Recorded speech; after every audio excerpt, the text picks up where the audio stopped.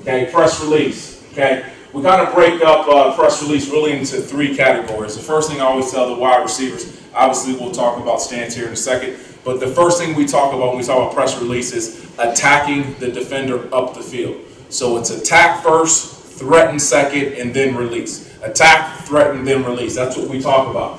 One of the things we want to do when we talk about attacking the defender, we want to move that defender up the field. I should never jump to even. We want to eliminate foot fire or jumping to even. What does that mean? That means a receiver's lined up. The first thing that he does is bring his feet to even. Everything that I do as a receiver should be to put pressure on a defensive back. So I want to move him up the field as much as I can. So every step that I take when I say attack should be moving up the field towards the defender. Okay? Eliminate foot fire. We do not want to run our feet in place, especially in a press situation when you talk about timing of the route. Okay? We have to get into our routes and we have to get up the field.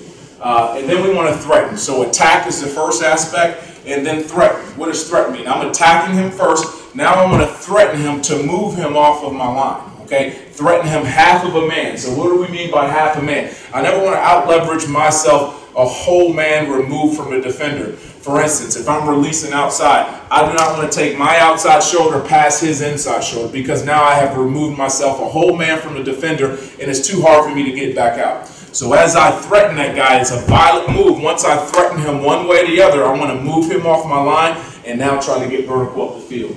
Okay? Threatening that guy half a man. And then we'll talk about the hands here in a second.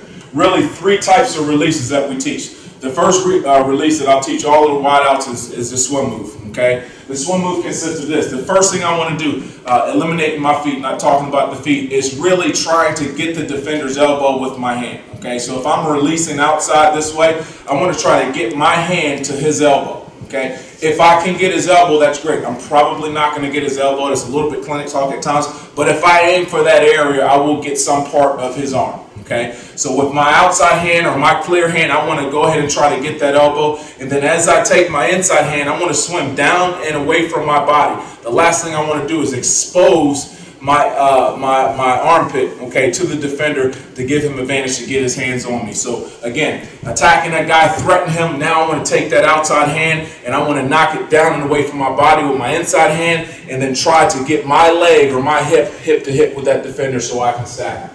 Okay, so swimming, we talk about violent hands, aiming for his elbow, down and away from my body with my swim hand, and now getting up the field, trying to hide my shoulder and get my hip past the defender. Okay, same thing with the rip. Okay, the rip is no different. Same thing, I want to take that outside hand, try to get his elbow. If I can get his elbow, I can try to get his body turned. If I don't, I still get some part of his arm. Now I want to take my inside arm and I want to step same foot, same shoulder and try to get hip to hip with that defender. We talk about hiding your shoulder from the defender. If you don't give him a surface to hit, it makes it extremely hard for him to get his hands on you and get physical. So hide that shoulder. One of the drills that we'll do is we'll put a towel right on the line so that receiver has to hide that shoulder, dip that shoulder, and now grab that towel off the ground to emphasize really hiding that shoulder and getting up the field and stacking the defender.